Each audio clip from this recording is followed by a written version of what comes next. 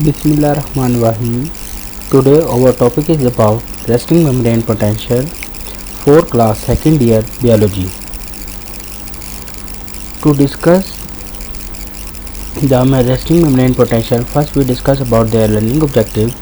We want to understand the membrane potential, types of membrane potential, and then we discuss about the resting membrane potential. In our previous lecture, we already discussed about the membrane potential. The potential difference which is established across the neural membrane is called the membrane potential, and this shows that the unit positive charge present and this is the unit negative charge, and their difference is called potential difference, which is equal to the membrane potential. And how we can calculate from unit membrane potential, that is a unit positive charge and unit negative charge between 2 points, and this is separated by a membrane which is the neural membrane, and the difference is called potential difference, which is equal to the membrane potential. So today we have to discuss about their types. There are two types: resting membrane potential and active membrane potential. Now first we discuss about the resting membrane potential. The resting membrane potential can be defined as it is a membrane potential when the nerve impulse is not conducting through neuron. ऐसे जब आपकी nerve impulse क्या होती है, rest पे होती है, जब वो नर्व इम्पल्स से कोई मैसेज कन्वे नहीं हो रहा होता, रेस्टिंग कंडीशन पे होती है, तो ऐसे ही हम जो मेम्ब्रेन पोटेंशियल है या उसको हम क्या बोलेंगे, रेस्टिंग मेम्ब्रेन पोटेंशियल बोलेंगे. और ये जो रेस्टिंग मेम्ब्रेन पोटेंशियल है क्यों कैसे डेवलप होती है, the outside of the neural membrane become more positive while the inside of the neural membrane become more negative. अगर आप ये देखेंगे मैंने न्यूरल मेम्ब्रेन बनाई है और इसकी ये आउटसाइड है और ये इनर साइड है. जो आउटर साइड है ये आपके पास आउटर साइड है और ये इनर साइड है.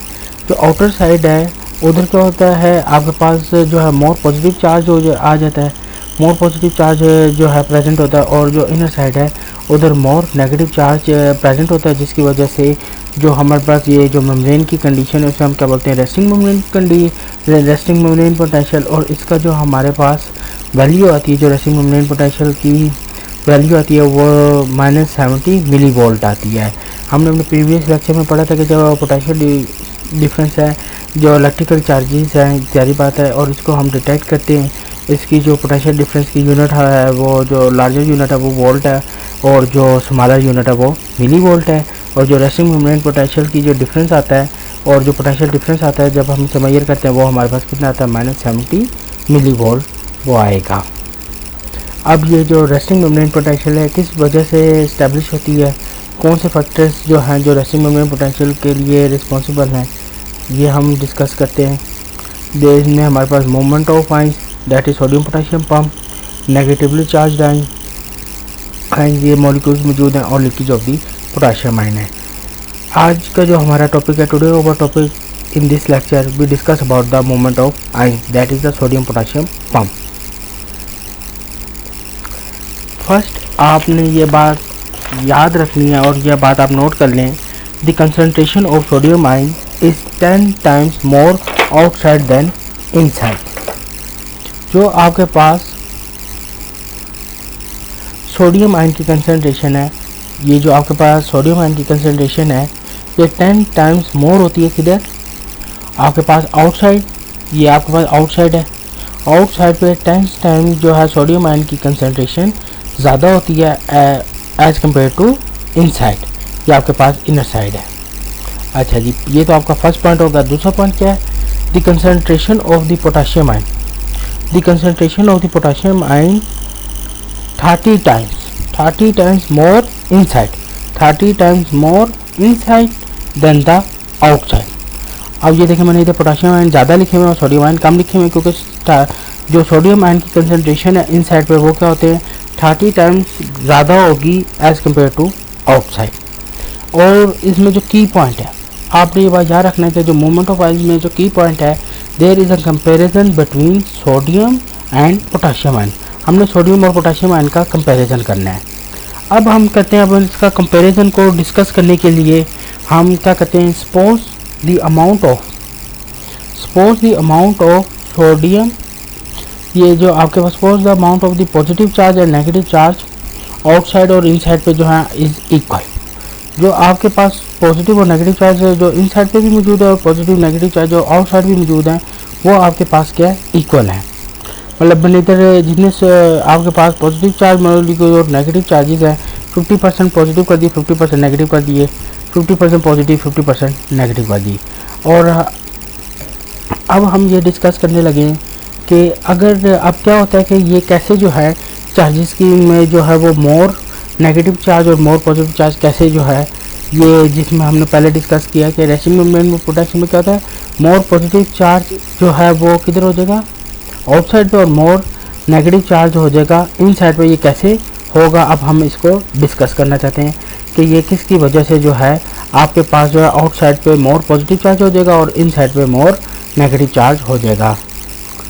उसके लिए क्या होता है कि आपके पास सोडियम पोटेशियम पंप, ये आपके पास सोडियम पोटेशियम पंप इन न्यूरल मेम्ब्रेन के अंदर मौजूद होते हैं and they are responsible for the movement of ions, sodium and potassium ions.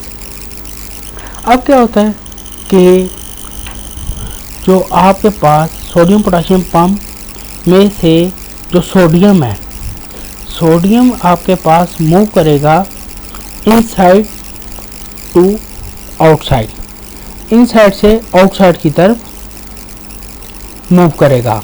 आपने ये बात याद रखनी है कि जो आपके पास सोडियम आयन है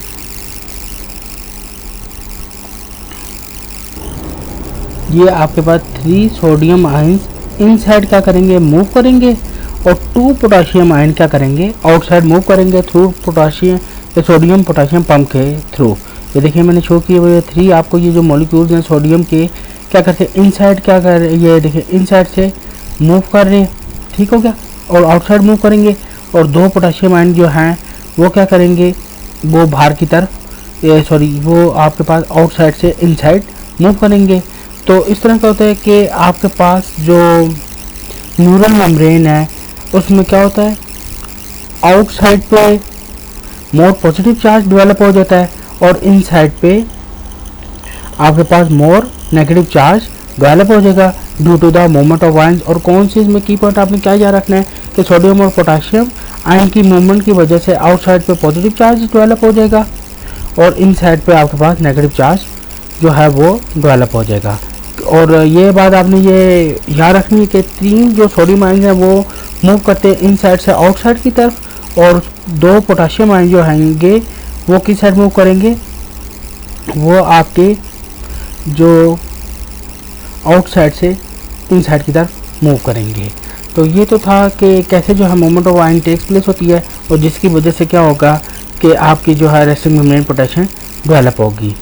अब हम सपोज हम करते हैं कि आपके पास इक्वल, हमने पहले भी बात करी है कि 50% ऑफ आपके पास पॉजिटिव चार्ज है, 50% नेगेटिव चार्ज इनसाइड मौजूद है, इसी तरह 50% पॉजिटिव चार्ज मौजूद है और इसी 50% नेगेटिव चार्ज मौजूद है आउटसाइड पे।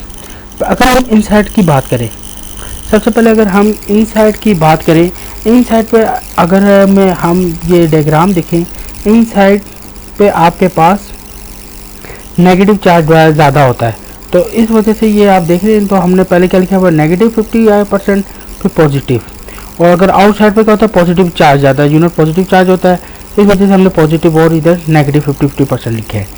अब क्या होता है कि हमने देखा कि आपके पास जो है फिर अगर यहाँ से 2 आयंस मूव करते हैं आउटसाइड से, आप देखें आपके पास जी क्या हो रहा है, यहाँ से जो है आपके पास जब 2 आयंस इधर चले जाएंगे, ये पोटेशियम आयन जब मूव कर जाएंगे इनसाइड तो 50 प्लस चार्जेज है तो 52 हो जाएंगे। लेकिन इसके बरक्स आपके 3 आयंस क्या होंगे, यहाँ से सोडियम के 3 आयंस भी क्या करें, मूव करें, तो हमें -3 भी करना पड़ेगा। तो इसका मतलब क्या हुआ, 2 आयंस आए तो हमारे पास चार्जेस कितने हो गए, 52 में से 3 हमारे चले गए जो है वो मूव करके यहाँ से इनसाइड मूव करके, तो -3 करेंगे, तो 52 में से -3 किया तो टोटल हमारे पास कितने बच गए, 49। तो ये 49 बच गए, तो हमारे पास ये जो यूनिट नेगेटिव चार्ज में से अगर हम क्या करते हैं 50 में से -50 में से 49 को जब माइनस करते हैं तो हमारे पास -1, 49 माइनस करेंगे तो -1 बच जाएगा। तो इस तरह क्या हो जाएगा, इन साइड पे मोर नेगेटिव चार्ज क्या हो जाएगा, डेवलप हो जाएगा। इन साइड पे क्या हो जाएगा, मोर नेगेटिव चार्ज डेवलप हो जाएगा।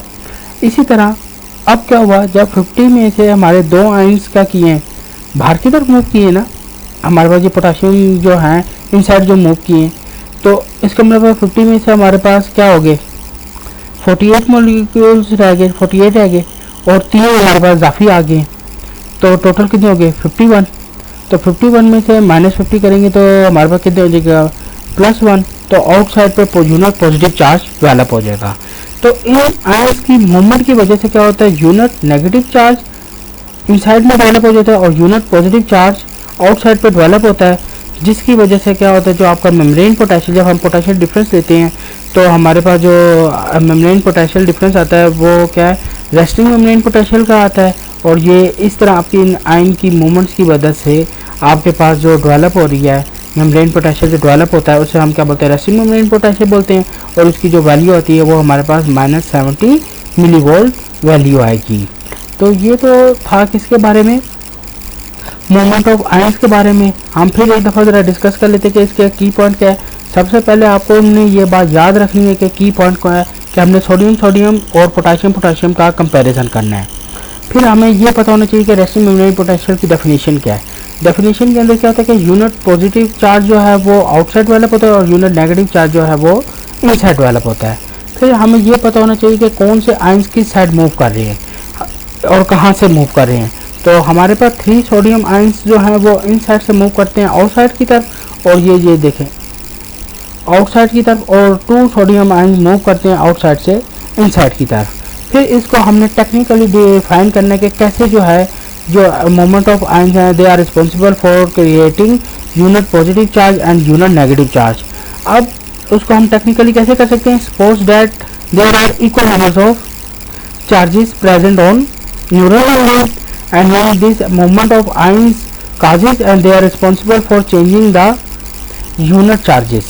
अब क्या होता है, जब इनकी मूवमेंट होती है जिसकी वजह से ये क्या होता है, चार्जेस जो आउटसाइड और इनसाइड पे उनमें चेंजेस आती हैं and they are responsible for creating unit negative charge inside and unit positive charge for outside.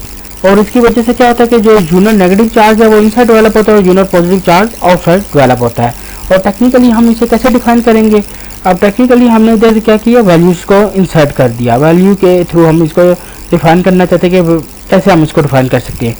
तो हमने ये पहले जो आउटसाइड और इनसाइड पर वैल्यूज है वो क्या ले लिए हैं, इक्वल ले लिए हैं। और इधर हमें पता है कि ये यूनिट नेगेटिव चार्ज आउटसाइड पर होता है और यूनिट इनसाइड पे यूनिट नेगेटिव चार्ज होता है और आउटसाइड पे हमारे पास यूनिट पॉजिटिव चार्ज होता है।